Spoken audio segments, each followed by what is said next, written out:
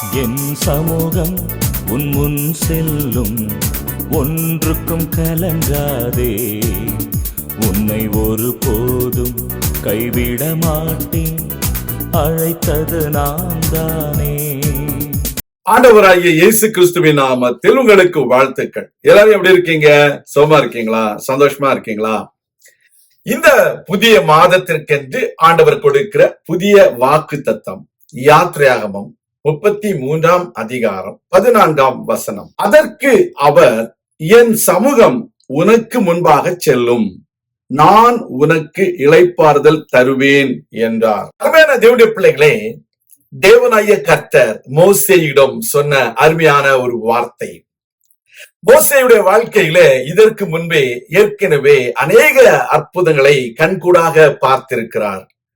ஆனாலும் தேவன் இந்த ஜனங்களை நடத்தி செல்லும்படியாக, எனக்கு முன்பதாக நீர் செல்ல வேண்டும் என்று தேவனிடத்துல தயவாய் மோசே கேட்கிறதை நாம் பார்க்கிறோம்.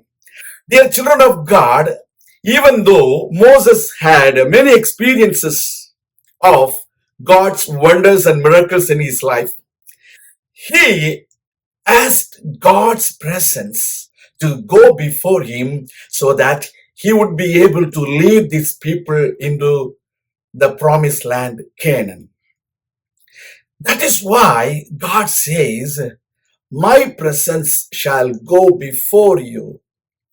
அருமையான தேவனுடைய பிள்ளைகளே, நம்முடைய வாழ்க்கையில நாம் எவ்வளவு முதிர்ந்த விசுவாசிகளாக இருந்தாலும், அனுபவம் மிக்க முதிர்ந்த விசுவாசிகளாக இருந்தாலும், தேவன் நம்மோடு கூட வர வேண்டும் என்று மோசேயை போல நாம் அவரை அழைக்கும் பொழுது அவர் நம்மோடு கூட வருகிறார். There are times people are overconfident about their experiences. There are times people are thinking themselves that they don't need God's presence anymore because they are very well matured in their spiritual life. That is not correct. We need to have God's presence always with us. We need to ask God to go before us, to make all the crooked paths straight before us. That is how we will have a victorious life. நம்முடைய வாழ்க்கையில தேவனே, நீர் எனக்கு முன்பதாக சென்று கோணலானவைகளை செவைப்படுத்தும் என்று தயவாய் கேட்கும் பொழுது அவர் நமக்காக கோணலானவைகளை செவைப்படுத்தும்படிய நமக்கு முன்பதாக செல்கிறார். நாம் எந்த விதத்திலும் தேவனை தவிர வேற யாரையும் நமக்கு முன்பதாக செல்லும்படி நாம் அழைக்க தேவையில்லை. கர்த்தர் நமக்கு முன்பே செல்வாரானால் அவர் செங்கடலை நமக்காக பிளப்பார். அவர் யோர்தானை நமக்காக குவியலாக நிறுத்துவார். அவர் கன்மலையிலிருந்து தண்ணீர் புறப்பட பண்ணுவார். அதுதான் உண்மை. Dear child of God, when God goes before you, God will divide the Red Sea into two. God will make the Jordan River to stand still, and God will bring water out of the rock. That is how our Lord will perform miracles in our life, when we ask God to go before us. இந்த மாதத்துல உங்கள் வாழ்க்கையில உங்களுடைய வெற்றி வாழ்க்கை உங்கள் கையில தான் இருக்கிறது. நீங்கள் தேவனை உங்களுக்கு முன்பதாக போகும்படிக்கு அல்லது உங்களோடு கூட வரும்படிக்கு நீங்கள் அழைத்தால் அவர் நிச்சயம் உங்களோடு வருவார். மோசேயோடு கூட கடந்து சென்றவர் மோசேயிடம் சொன்னார், நான் உனக்கு முன்பதாக போவேன் என்று சொன்னார். அதே தேவன் இந்த மாதத்துல உங்களுக்கு முன்பதாக போய் அவர் உங்களுக்காக பெரிய பெரிய மலைகளை சமபூமியாக மாற்றுவார்.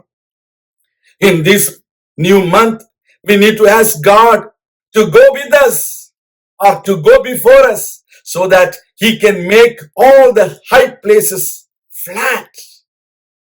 He can give us victory. ஆண்டவர் இந்த மாதத்துல பெரிய காரியங்களை செய்ய போகிறார். அவர் உங்களுக்கு இளைப்பாறுதலை தரப்போகிறார். God is going to give you rest, meaning God will perform everything for you and you will just sit and watch what God does for you. உங்க வாழ்க்கையில ஆண்டவரை நீங்கள் அமர்ந்திருந்து அவருடைய வல்லமையை பார்க்க போகிறீர்கள்.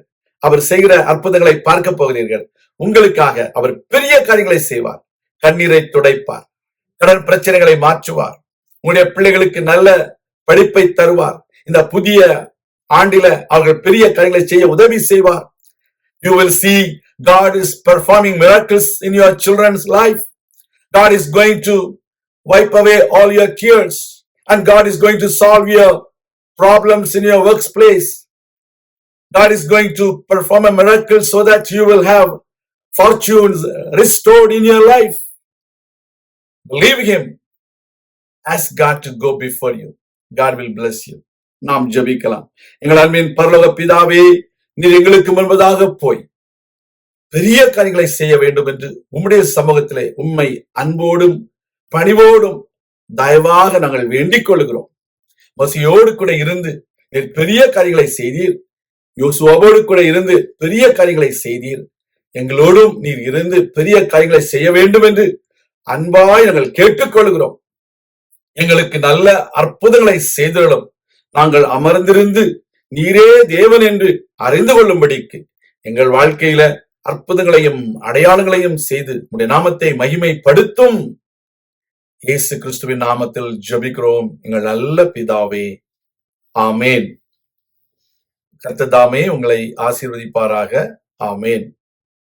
என் சமூகம் உன் முன் செல்லும், ஒன்றுக்கும் கலங்காதே. உன்னை ஒரு போதும் கைவிட மாட்டேன், அழைத்தது நான் தானே.